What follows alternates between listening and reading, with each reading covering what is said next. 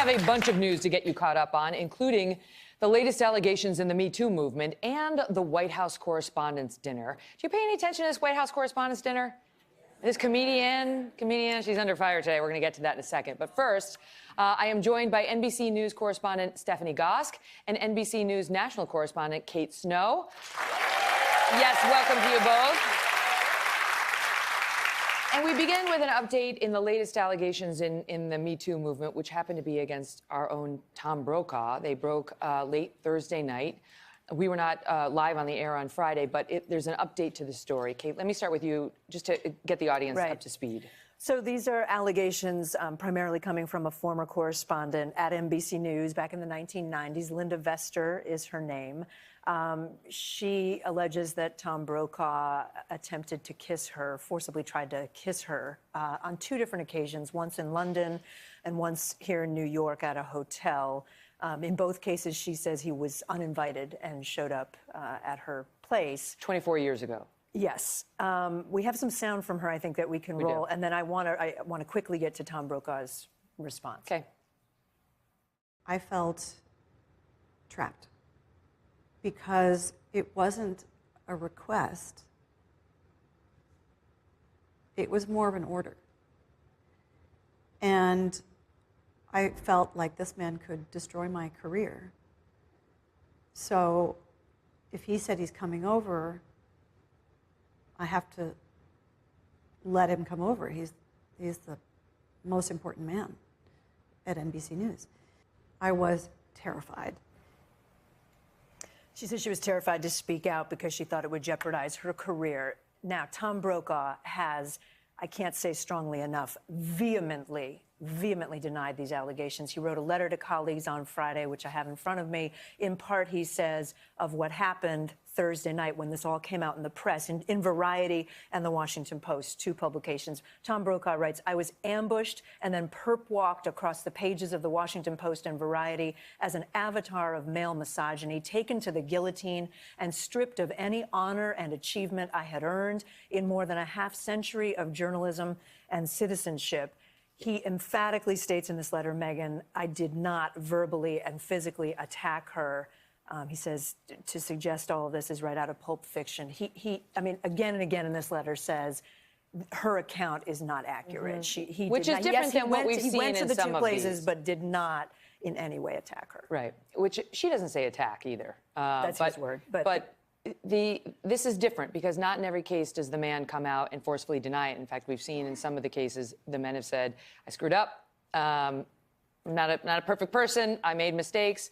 Tom is saying it did not happen, that he did visit her. At another point in the letter, he says, I am not a perfect person. I've made mistakes personally and professionally, but as I write this at dawn on the morning after a drive-by shooting by Vester, the Washington Post and Variety, this was written on Friday, I am stunned by the free ride given a woman with a grudge against NBC News, no distinctive credentials or issues passions while at Fox. He's talking about her later stint at Fox News.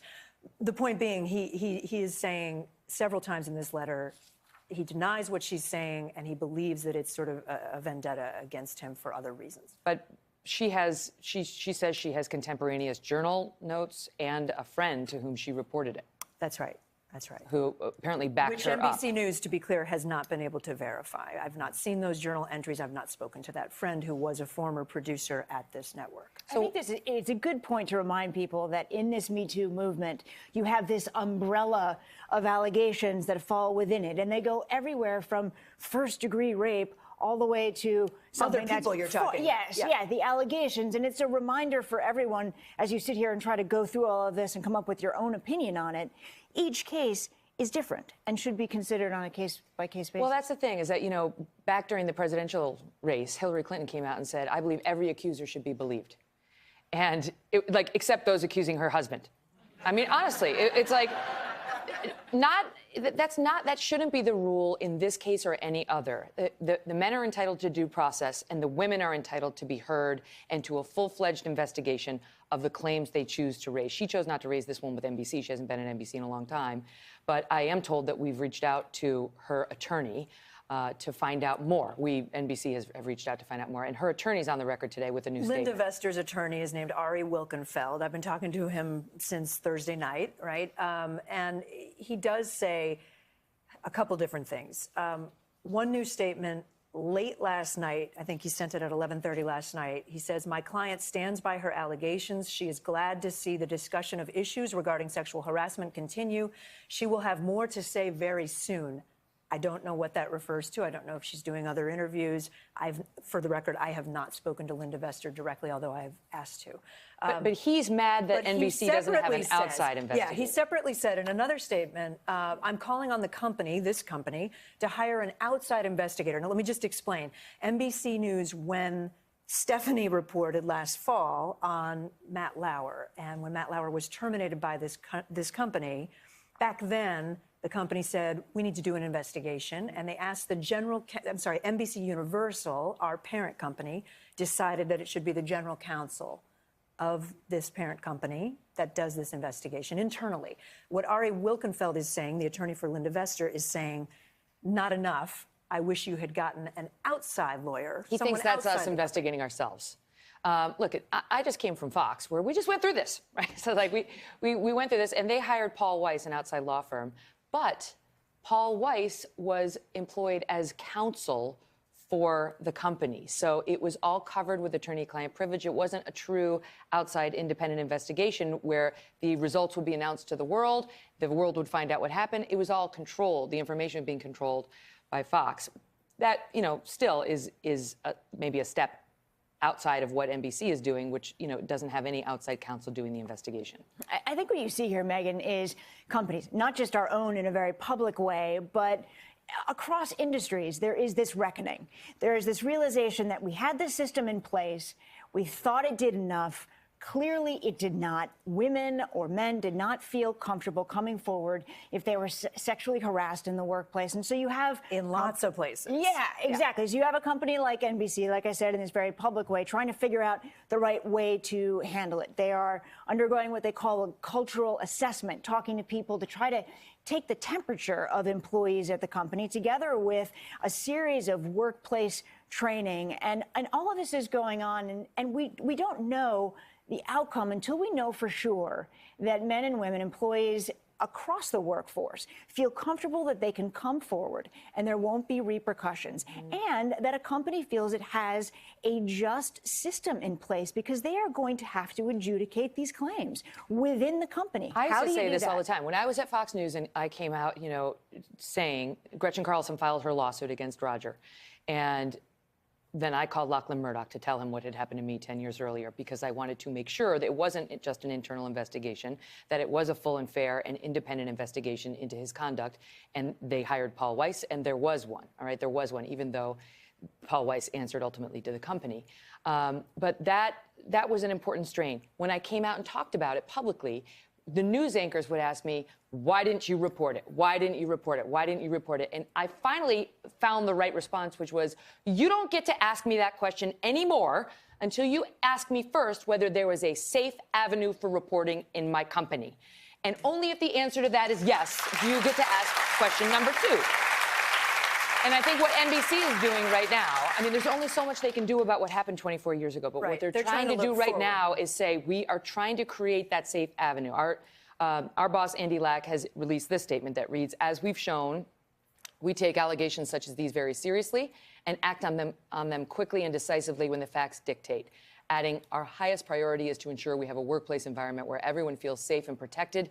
We're absolutely committed to making this a reality. There can be no exception. So from that unpleasantness to... Can I add one last thing, which is just, look, I mean, I'm sitting here as a reporter. I just want to be really clear. I'm sitting here because I was asked to report on my own company on Thursday night, which is incredibly difficult. Stephanie has done it as well. It's very hard. But separately, there are a lot of people in this building who really support Tom Brokaw, and I have reported that they have signed a petition in his support. So a letter, they called it a petition, signed, I think now by over, I think we're at about 100, almost 100 women former and current colleagues of Tom supporting him and saying, you know, he's always been decent to them. I just wanted to make sure that that gets out in our story. I understand, and it's basically a character reference, and they're saying, for what it's worth, my experience with him has always been honorable, and he's always treated me well, and I understand that, because when you love the person being under attack, you want to say, this has been my experience. I will say, the same thing did happen at Fox, and the truth is, you don't know what you don't know. And that's not to in any way impugn Tom, who I love and who's been so good to me. Just saying, you don't know what you don't know. And so what happens behind closed doors, we saw it at Fox News. You know, these women came out, and I remember sitting there thinking, you're wrong. It happened to me, and your statements are wrong, and you're going to be proven wrong. I don't feel that way here. I really don't. I love Tom, but I think letters like that can be dicey. That's all I'm going to say. Okay, let's move on. The White House Correspondents' Dinner. I can't stand this event. Oh, another really easy topic. Thanks. This is easy. How is this hard?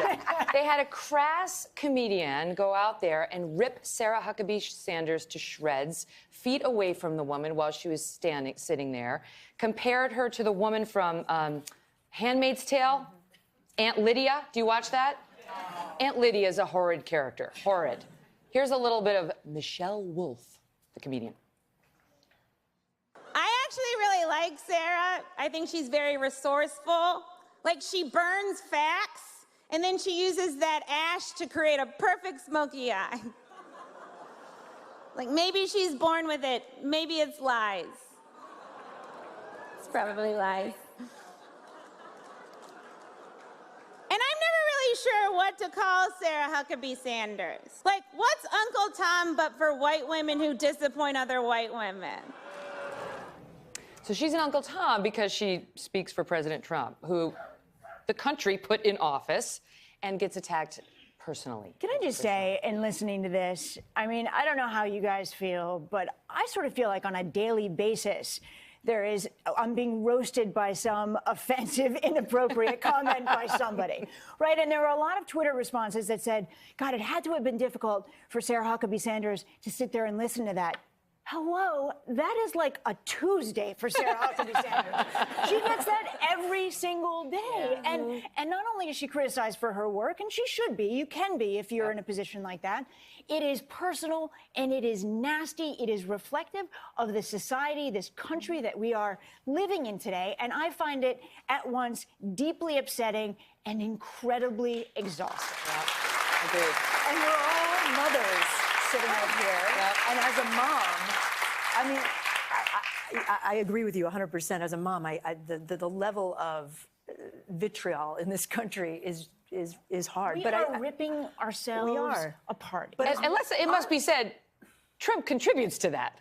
Yeah, I mean, Trump 100%. contributes to that. Everybody contributes His to that. supporters who defended his use of the P word, you know, P blank blank ends in Y, And then she said it. on the trail, are now, some of them are horrified that this comedian said it. It's like, all right, you can't have it both ways, but I would submit we should all have it the same way, which is to have civility. Yep, it's happening online, it's happening on the dais, it's happening behind the presidential seal. It is happening across our society, and we all have to stand up and say, we're fed up with it. Here's the thing about the White House Correspondents' Dinner. Nerd prom. Nerd prom. I've been at this for a while. We've been at this for a while. I went, I think 18 years ago was my first nerd prom, which was when George W. Bush was in office. I was working as a Capitol Hill correspondent for a different network, for CNN. I lived in Washington. It was different then. I mean, you guys have gone for years, right? I've never been. I don't know. He got ripped. He got ripped too, but I have to say I felt uncomfortable then too. It was always kind of awkward and uncomfortable for the journalists because we're journalists and we're sitting in this audience. I don't know. I would not have wanted to be in that room. Me neither. And the rule at the Gridiron, which is a different fancy Washington dinner, is singe, don't burn.